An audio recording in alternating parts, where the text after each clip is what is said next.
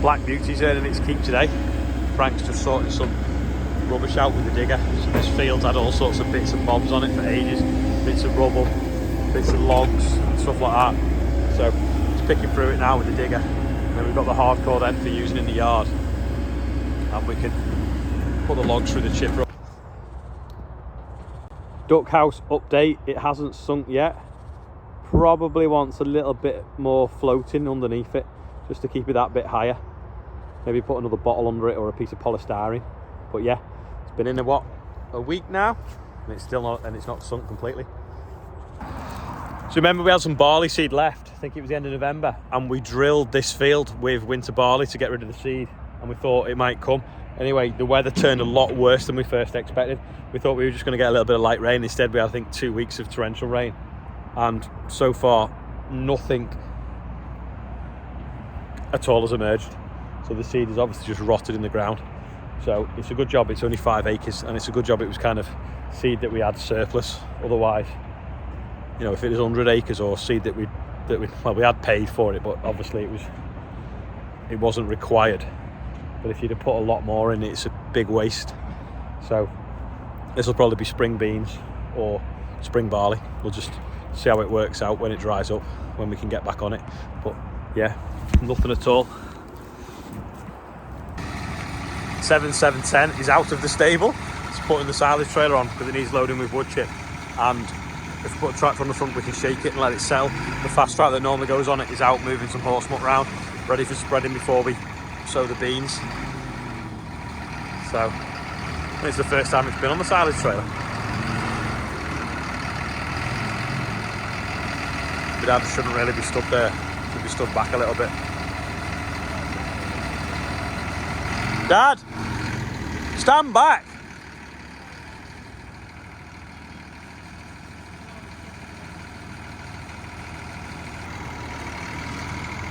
There we go. I've educated him now to stand out the way of the wheel and the trap zone.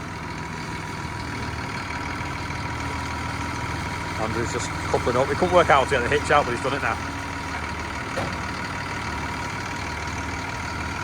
You'll have to back up because the air brakes are on.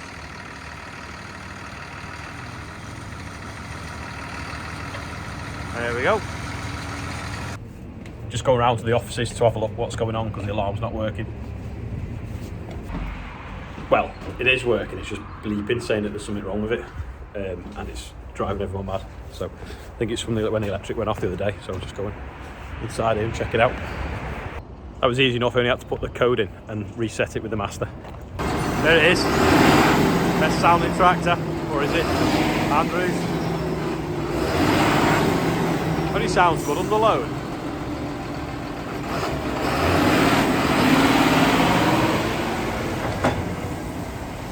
These big tyres. Just going to get the combine out now, and Andrew's going to blow off inside the panels and then wash the outside panels off. It's a nice sort of clear day, it's not raining, so hopefully it should dry off pretty quick. If not, we'll have to put it on the drying floor to dry. There's a pile of charity Christmas trees ready for the chipper. Just noticed one of the Christmas trees that's coming for chipping has still got its baubles on. Knowing how long it takes to take baubles off a tree, I can see why they couldn't be bothered and they've just thrown them.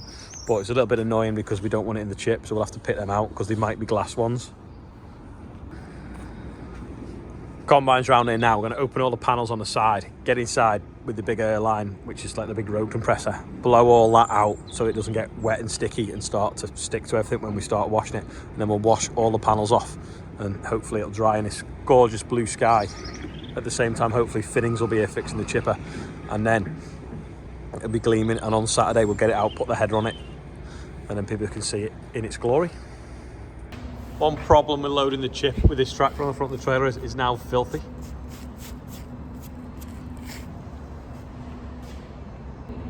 Just been thinking, this farm obviously has quite a bit of diversification going on, sort of 14 different things.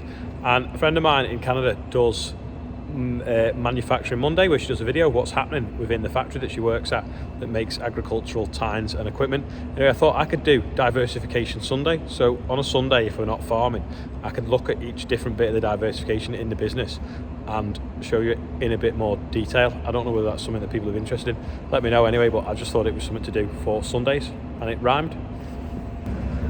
I think the office, going around to the offices fixing the alarm reminded me, you kind of forget, because we did that 10 or 12 years ago, and it's obviously a big part of the business because we obviously rent out the space and it pays okay for that use of that barn compared to what it used to do with cows in it. Quickly, yesterday's quiz question was a cleat for holding the concrete panels to the girders, so well done if you got that right. Now, if you're a bit squeamish, look away now, because it's something dead that was underneath the combine tracks. Must have been in the tracks, because it's totally munched that. It's done its head in, hasn't it?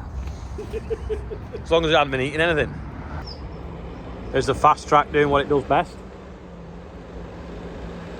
Smooth over rough terrain.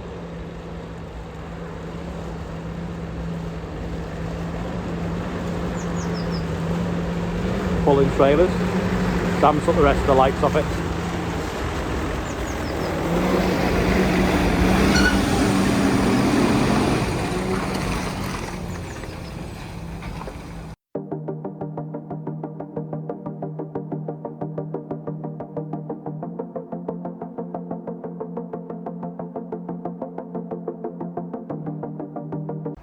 Fittings are here in the Caterpillar truck, so hopefully we'll be able to sort the chipper out now. I've got an NFU meeting on the computer now, so better go in and load it up, log on.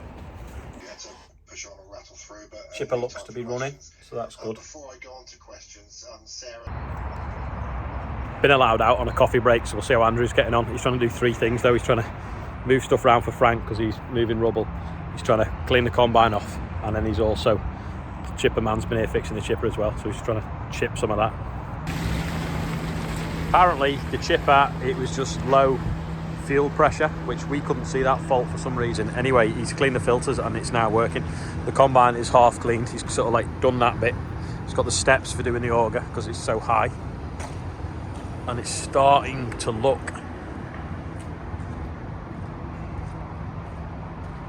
a little bit cleaner, but it's like the Forth Road Bridge. You just seem to keep going all the way around, cleaning it and moving muck about. I think if you buy a used Class combine, Class UK allow the dealers 2 days to clean one to get them, you know, like showroom condition for reselling. What we like to see, some chip coming out of one end, trees going in the other.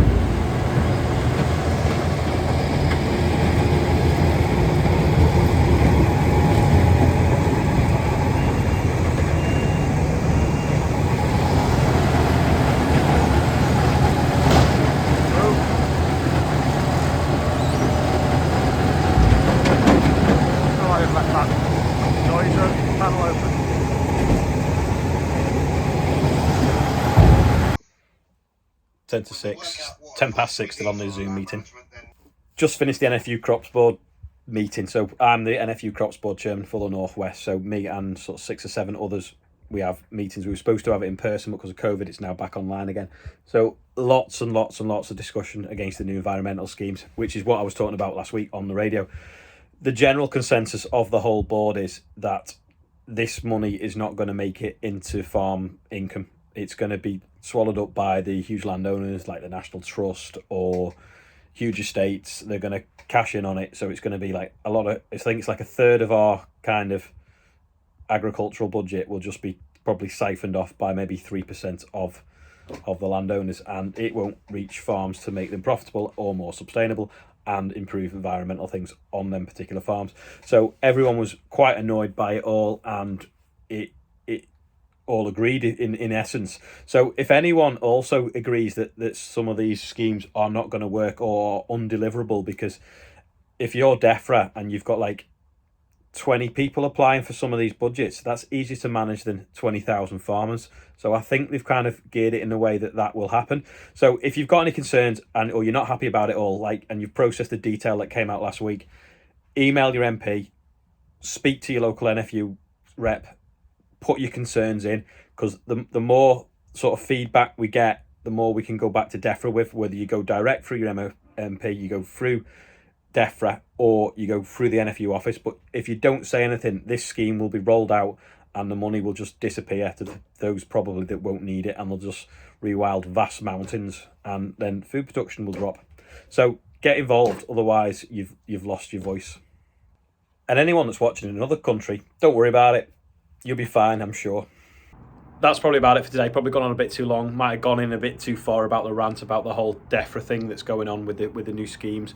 But it really is quite important, because them schemes are there to keep farms in business, profitable, with the up and down of the volatility of the world markets, of price of food, grain and things like that. So it is quite important that they do make it to a farm level and don't end up sort of lost in the top sort of cloud bits of things that are going on.